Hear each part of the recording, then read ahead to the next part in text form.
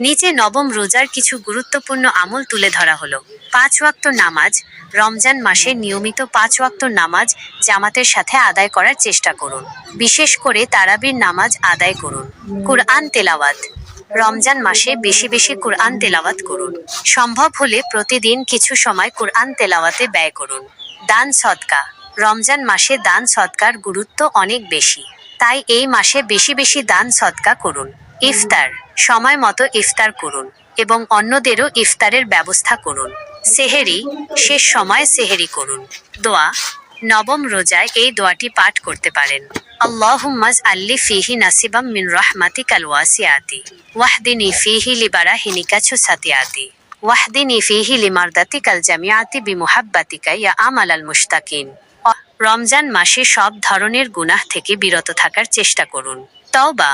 অতীতের গুনাহের জন্য আল্লাহর কাছে ক্ষমা চান। ইতিকাফ। সম্ভব হলে রমজানের শেষ ১০ দিন ইতিকাফ করুন। লাইলাতুল কদর।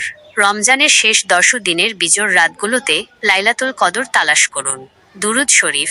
বেশি বেশি দুরুদ শরীফ পাঠ করুন। জিকির। সবসময় আল্লাহর জিকির করুন। অন্যদের সাহায্য করা। এই মাসে দরিদ্র ও অভাবী মানুষদের সাহায্য করুন। রমজান মাস হলো ইবাদতের মাস। এই মাসে বেশি বেশি ইবাদত করে আল্লাহর নৈকট্য লাভ করার চেষ্টা করুন।